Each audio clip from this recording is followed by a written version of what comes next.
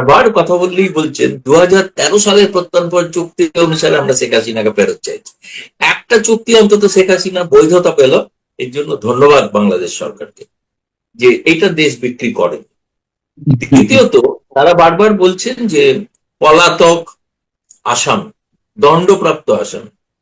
শেখ হাসিনা যখন ভারতে আসেন তখন তিনি সাবেক প্রধানমন্ত্রী, সাবেক প্রধানমন্ত্রী নয় প্রধানমন্ত্রী, কারণ তিনি প্রধানমন্ত্রী পদ থেকে ইস্তফা দিয়েও আসেন।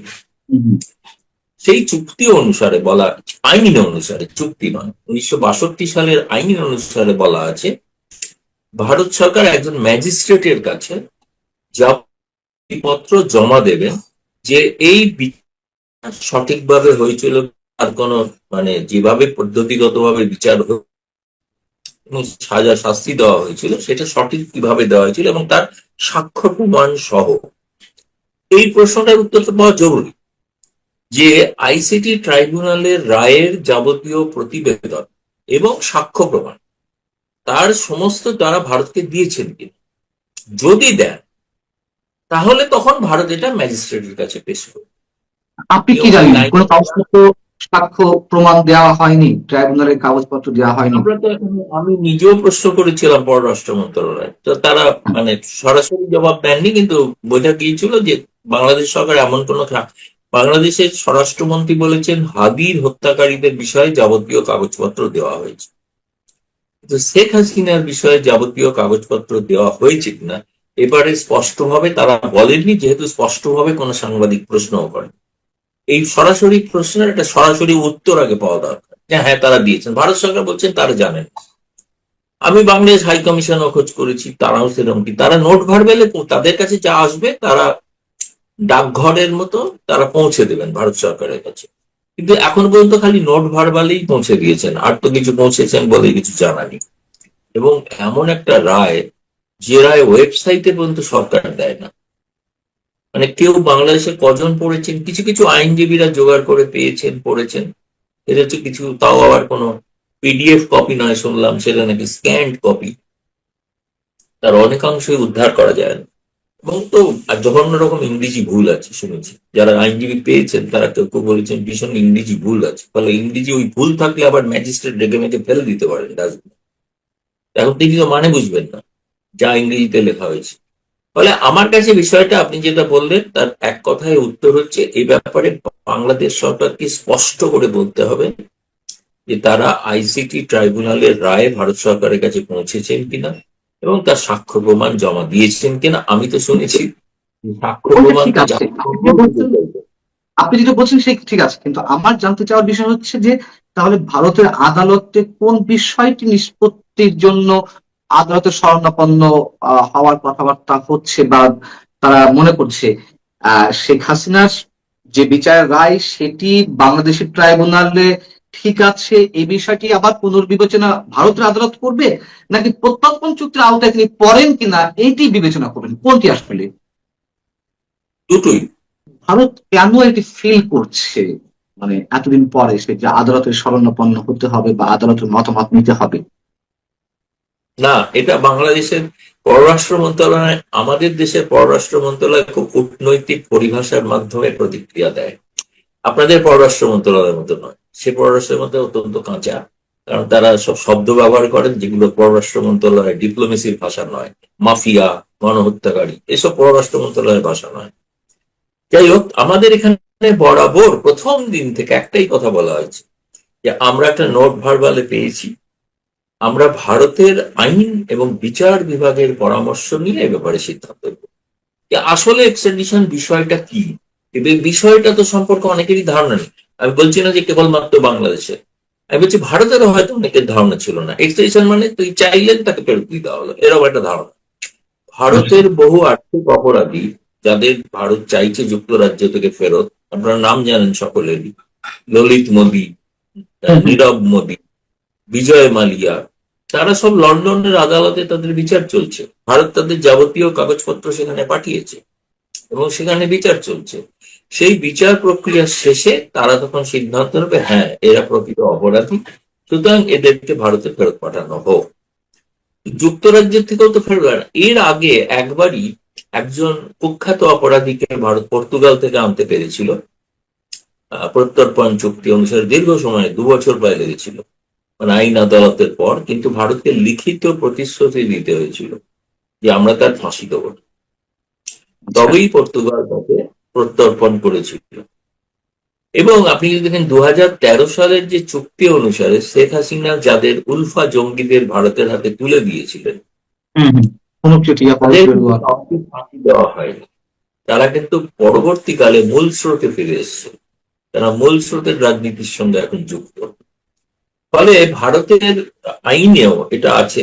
আরেকটা জিনিস আছে, সেটা হচ্ছে যে যদি দেখা যায় কাউকে রাজনৈতিক কারণে তাকে দোষী সাব্যস্ত করা হচ্ছে, শেখ হাসিনা একজন রাজনৈতিক প্রতিদ্বন্দ্বী, এ বিষয়ে তো কোনো সন্দেহ কারণ নেই। তিনি বিএনপি জামায়াত এদের সকলের প্রতিদ্বন্দ্বী। ফলে তার বিরুদ্ধে রাজনৈতিক কারণে তাকে শাস্তি দেওয়া হচ্ছে কিনা সেটাও খতিয়ে দেখার বিষয় আছে, সেটা ওই ম্যাজিস্ট্রেটই দেখবে। হম হম হম। ফলে সেটা এক কথায় খারিজ হয়ে যাবে যদি রাজনৈতিক কারণে হয়।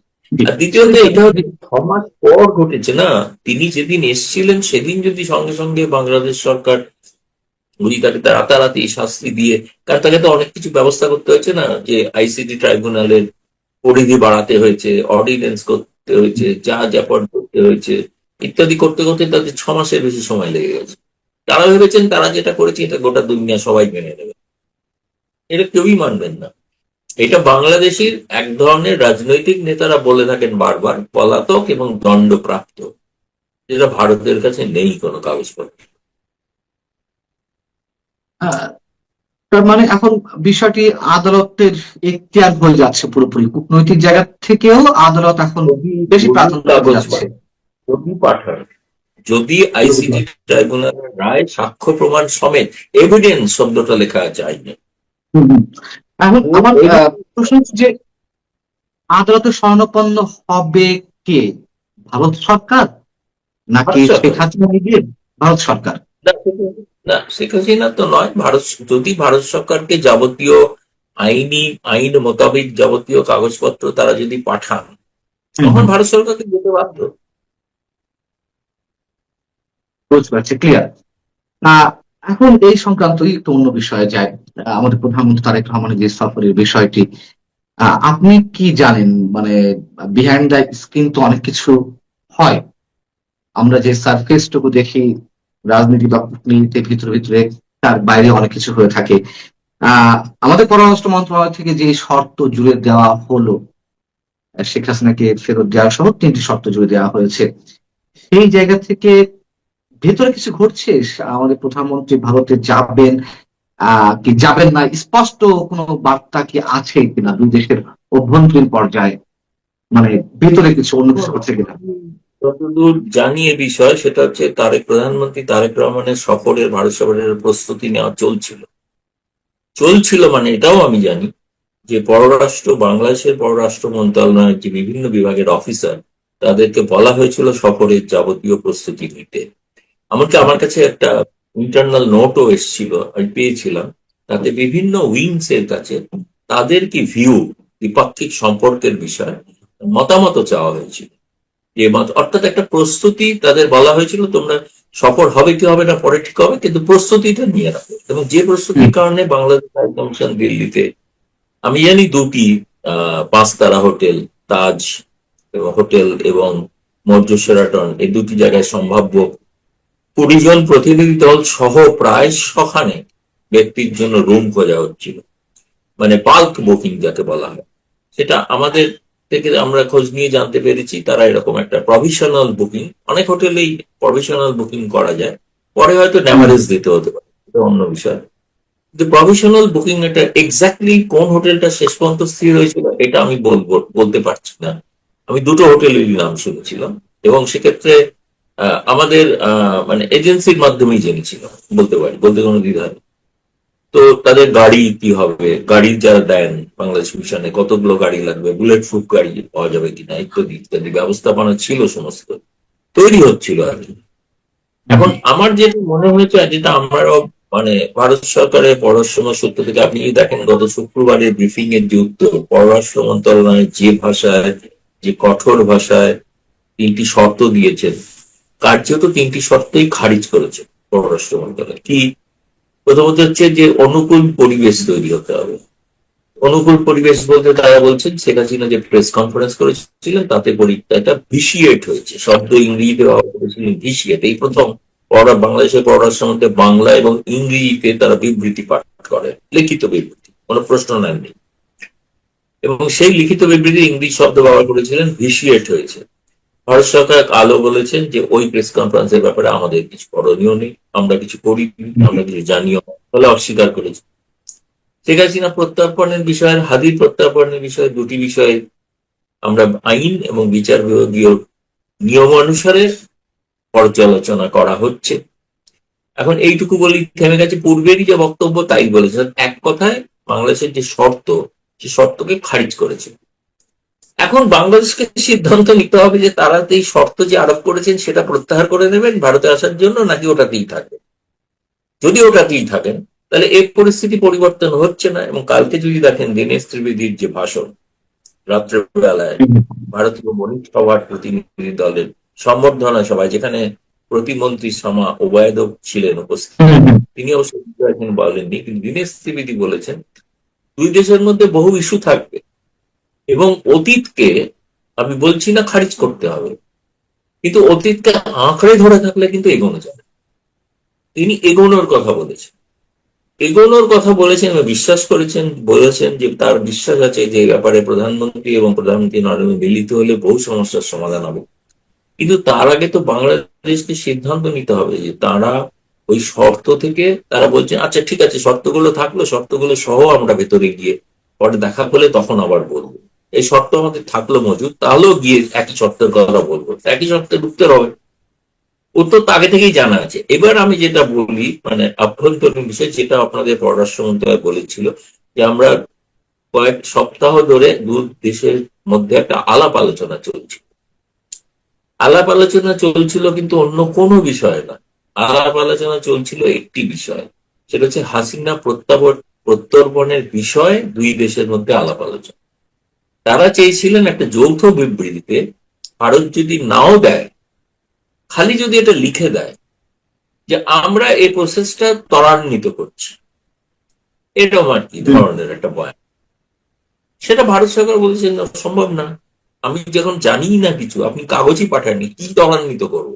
আপনি একটা কাগজ দিলে তো আমি ত্বরান্বিত। ফলে এটা দেখা গেছে এটা নিয়ে কোনো সমঝোতা হয়নি এই লাইনে। একমাত্র ইস্যু যে কারণে সফর পাঞ্চাল আমি বলবো, সেটা হচ্ছে শেখ হাসিনা প্রত্যর্পণের বিষয়টাকে কিভাবে জয়েন্ট স্টেটমেন্টে উল্লেখ করা হবে। এটা কিন্তু বলেননি যে আচ্ছা গঙ্গার পানি চুক্তির কি হবে, তিস্তার কি হবে, সীমান্ত হত্যার কি হবে, এসব বিষয় না। বিষয় একটি, এই সফরটা ছিল হাসিনা কেন্দ্রিক। এটাই দুর্ভাগ্যের বিষয় যে শেখ হাসিনা অপ্রাসঙ্গিক বলে হুমায়ুন কবির প্রকাশ্যে বলেছেন সার্জে গৌড়ের ব্রিফিং এর পর, মিটিং এর পর, শেখ হাসিনা আওয়ামী লীগ ইররেলিভেন্ট, ইংরেজিতে বলেছেন ইররেলিভেন্ট। যেটা ইররেলিভেন্ট সেটা নিয়ে মাথা ঘামাচ্ছেন সকাল থেকে রাত। এটা একটা মানে কি বলা যাবে, এটাকে তো মানে আমি ভাষা পাচ্ছি না আর কি ব্যাখ্যা করার, কি শব্দ ব্যবহার করব। মানে উভয় সংকটে। দ্বিতীয়ত আমাদের এটাও খবর আর কি আছে, ভারত বাংলাদেশের পররাষ্ট্র মন্ত্রণালয়ের মধ্যে এবং মন্ত্রিসভার মধ্যে এ নিয়ে প্রবল মতবিরোধ আছে। মতবিরোধ বলতেই তাদের নির্দিষ্ট কিছু ব্যক্তি আছেন, তারা চান যে কারণে ধরুন বাণিজ্যিক দলটা সফর করছে এত কিছুর পরেও, এবং সেই বাণিজ্যিক দলের সম্পর্কে বাংলাদেশ সরকার কিন্তু সিদ্ধান্ত নিয়েছেন কিছু, দুটি টাস্ক ফোর্স তৈরি হবে, সেই টাস্ক ফোর্স বিবেচনা করে দেবে কোন কোন বিষয়ে আমদানি রপ্তানি বা লগ্নি হতে পারে। সুতরাং এই বিষয়টা তো স্বাভাবিক আছে, তাই না? এই কারণে সেই সব বিষয়ে যেসব মন্ত্রী দায়িত্বপ্রাপ্ত তারা কিন্তু মরিয়া সফরটা করা হচ্ছে না। আর যারা একদল উগ্রপন্থী, যারা মনে করছেন, আমি তো উগ্রপন্থী বলছি, এই কারণে উগ্রপন্থী বলছি, তারা জামায়াত এবং এনসিপির চাপের কাছে নথি স্বীকার করছেন যে আমাদের কি তাহলে সেই কনস্টিটিউয়েন্সি থেকে বা বিএনপি কি সরে যাবে, বিএনপি কি ওই কনস্টিটিউয়েন্সি থাকবে না, আবার শেখ হাসিনা বিষয়। এটা হচ্ছে পরিস্থিতি এখন। সেটা দিয়ে আমি মনে করি, যদিও শেখ হাসিনা এটা একটা প্রবল রাজনৈতিক চাপ তৈরি করছেন তারেক রহমান সরকারের মধ্যে, তিনি চাইছেন যাতে তারেক রহমান সরকার আলোচনার টেবিলে আসতে বাধ্য হয়, সেই কারণে ফিরে যাওয়ার কথাটা বলুন। এই যে শর্ত দেওয়া বা এক ধরনের অনিশ্চয়তা তৈরি হওয়া আমাদের প্রধানমন্ত্রী সফরের বিষয়টি, আহ ভারত সরকার এটি কিভাবে নিচ্ছে, মানে আপনি বা তাদের মেন্টালিটি দেখুন, এখনো কিভাবে নিচ্ছে তো আপনি দেখেছেন। আপনার তো অনেক ক্ষেত্রে ভারতে অনেক আলোচনা চলছে যে ভারত সরকার এত নমনীয় মনোভাব কেন নিচ্ছে। তাদেরকে প্রায় কার্যত অপমান করা হচ্ছে অনেক সময়, তাই না? যে ভাষা ব্যবহার করা হচ্ছে সেই ভাষাতে তো অ্যাকচুয়ালি ওটা অপমান নয়। তার সত্ত্বেও অপমানটা গায়ে মাখছে না ভারত।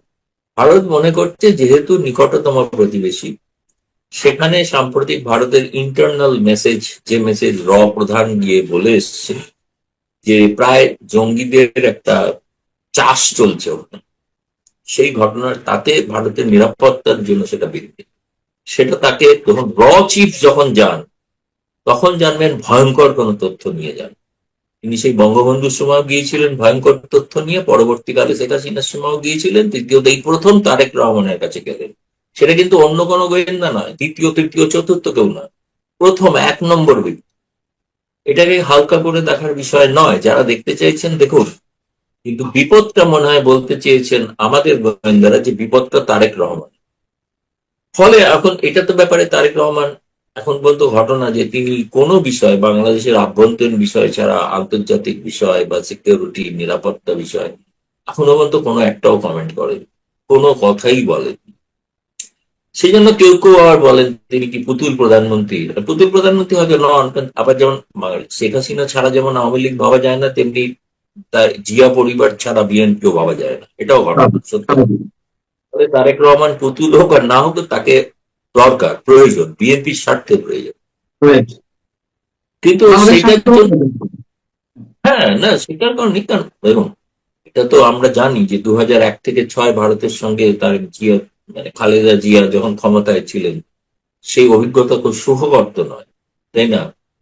সুখকর ছিল না। তা সত্ত্বেও কিন্তু সেটা ধরুন, আপনাদের বাংলাদেশের সাংবাদিক দল যারা সফর করেছেন দু দফায়, তাদেরকে ভারতের ইম্পর্টেন্ট লোকেরা, যাদেরকে যদি বলেন যে ইন্টারলোকুটর ইংরেজিতে বলা হয়, তো যারা আসলে দুতিয়ালি করেন সম্পর্কের ক্ষেত্রে, তারা তো সেই তাদেরকেও বলেছেন যে আমরা 2001 থেকে 2006 কিন্তু ভুলি, কিন্তু তা সত্ত্বেও আমরা একটা রিলেশন রাখতে চাই, তৈরি করতে চাই। এবং দীনেশ ত্রিবেদীর গতকালের ভাষণ, যে প্রধানমন্ত্রী নরেন্দ্র মোদী তাকে বলেছেন যেটা বলতে তারেক রহমানকে, যে তিনি এমন সম্বর্ধনা দেবেন সে যেন তারেক রহমান ভুলতে পারবেন। কারণ ওদের বাড়ি সম্বর্ধনা মানে কি, ধরুন শেখ হাসিনা গিয়েছিলেন, প্রধানমন্ত্রী নরেন্দ্র মোদী স্বয়ং এয়ারপোর্টে গিয়ে রিসিভ করেছিলেন, তারেক রহমানকেও রিসিভ করতে পারেন। করা যায় না, বলে দিতে পারেন আমার ছোট ভাই শেখ হাসিনাকে ফোন বলেছিলেন, তারেক তো ছোট ভাইও বলে দিতে পারে। তো এখন এইরকম একটা মানে রিলেশনটাকে তো উপেক্ষা করা যাবে না। এত নিকটবর্তী একটা দেশ, এত 4000 কিলোমিটারের উপরে সীমানা, এটাকে একদম উপেক্ষা করা সম্ভব না। আমি সেই জায়গা থেকে যদি প্রশ্ন করি, যেমন ভারতের বিভিন্ন গণমাধ্যমের পক্ষ থেকে এই প্রশ্ন উঠছে বা আপনি নিজেও প্রশ্ন তুলছেন যে কেন ভারত এতটা নমনীয় হচ্ছে, অথবা নমনীয় শব্দটা আমি উচ্চারণ না করলেও অনেকেই বলছেন, বা দীনেশ ত্রিবেদী বাংলাদেশের যেহেতু ভারতের হাই কমিশনার, তিনি নিজেও বলছেন ভারত মুখিয়ে আছে তারেক রহমানের সফরের জন্য। ভারত কেন এত বেশি মুখিয়ে আছে, ভারত কেন এতটা অপেক্ষায় আছে, ভেতরের বিষয়টি আসলে কি? ভেতরের বিষয় কিছু নয়, বাংলাদেশে তো একটা কনস্টিটিউয়েন্সি আছে অ্যান্টি ভারত। হুম, তারেক রহমান আসলে ভারতের বন্ধু, সেটা ভারত তার গায়ে লেভেলটা সেটে দিতে চায়। হুম, তারপর বাংলাদেশে যারা আছেন তারা ঠিক করলেন তারেক রহমান ভারতের বন্ধু, সব বেঁচে দিলেন ভারতকে কিনা, নাকি কি করলেন। ভারতের বন্ধু হিসেবে তাকে তার গায়ে একটা লেভেল সেটে দেওয়া, সোজা কথাটা হচ্ছে একটা, এটা হচ্ছে কূটনৈতিক চাল। আপনি একটা থিওরির কথা জানেন কিনা আমি জানি না, আন্তর্জাতিক ভাবে স্বীকৃত, যে কাউকে, মানে যেমন কুকুরকে মারার জন্য তাকে বদনাম দিতে হয়, তাই না? বলে না, before killing a hmm, dog give a bad. কিন্তু অনেকটা আছে আবার প্রশংসা করে কাউকে শেষ করে দেওয়া যায়। আমি ক্রমাগত দায়িত্ব বলবো যে তারেক আমাদের বন্ধু, এবং বন্ধু, এবং ভীষণ বন্ধু, তার জন্য আমরা মুখিয়ে আছি। তার জন্য প্রধানমন্ত্রী যে রেড কার্পেট থেকে লাল কার্পেট, আচ্ছা কোন বিদেশি অতিথির জন্য ভারত রেল কার্পেট দেয়নি? তা আপনি একজনের নাম বলুন। লাল কার্পেট দেওয়া হয়নি এমন কোন বিদেশি অতিথি আছে?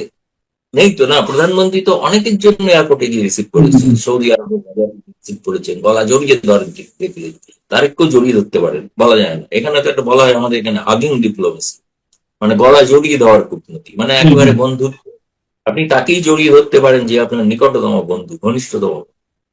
এটা এক। দ্বিতীয়ত আমি বলছি আভ্যন্তরীণ কোন একটা প্রয়োজনীয়তা আছে যে যেটা তার সঙ্গে সরকারি সরাসরি প্রত্যক্ষভাবে এক টেবিলে বসে যেটা বলা দরকার আছে, যেটা কূটনীতির মাধ্যমে হয়তো বলা যাবে না। এবং দীনেশ ত্রিবেদী, তিনি প্রধানমন্ত্রী নরেন্দ্র মোদী অতি ঘনিষ্ঠ ব্যক্তি, কাল বলেছেন তিনি যে আমি সরাসরি নরেন্দ্র মোদীর সঙ্গে কথা বলি। আহ, নিশ্চয়ই এমন কোন একটা মানে তাগিদ আছে যে তাগিদটার জন্য ভারত চায়, এবং সেটা অবশ্যই আমি বলবো ভারত বাংলাদেশের উভয়ের স্বার্থে। কেন কালকেও তো, শুক্রবারও তো পররাষ্ট্রমন্ত্রী বলেছেন আমরা একটা ফরওয়ার্ড লুকিং, ইতিবাচক সম্পর্ক, প্রোগ্রেসিভ সম্পর্ক তৈরি করতে চাই। সেটা তো তারা কিন্তু ওই পররাষ্ট্র মন্ত্রণালয়ের ওই ধরনের শর্ত আরোপের পরেও কিন্তু বলেছেন খুবই কূটনৈতিক মোলায়েম ভাষায়, শুধুমাত্র উত্তেজিত হয়ে বলেন, মোলায়েম ভাবে বলেছে দাবিগুলো খারিজ, কিছু মনে করো না, দাবিগুলো খারিজ, কিন্তু তবুও আমরা ভালো সম্পর্ক চাই। এটা কিন্তু ভারত কনস্ট্যান্টলি বলে যাচ্ছে। ফলে ভারতকে আপনি কখনো, একটা জিনিস তো আছে যে আপনি কখনো কূটনীতিতে তাই করতে পারবেন না যে ভারত কোনো আগ্রহ দেখায়নি। প্রথম দিন নরেন্দ্র মোদী তারেক রহমানকে আহ্বান জানিয়েছেন অন্য কোনো দেশ আহ্বান জানানোর আগে।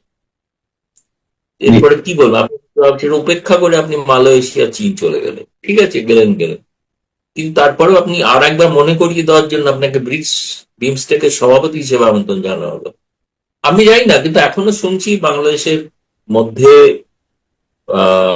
পররাষ্ট্র মন্ত্রণালয় সম্পর্কে বাংলাদেশের, আমি বলছি প্রশাসনের বা ক্যাবিনেট স্তরের মধ্যে একটা আলোচনা আছে যে প্রধানমন্ত্রীর একবার ভারত সফর করা উচিত। এটা অপেক্ষা করাটা সঠিক হবে না। সেটা কতটুকু তারা সংখ্যাগরিষ্ঠতা পান কিনা সেটা দেখার অপেক্ষায় আছি। আমার ধারণা নিশ্চিতভাবে আমি বিশ্বাস করি তারেক রহমানকে ভারতে আসতেই হবে, তিনি আসবেন।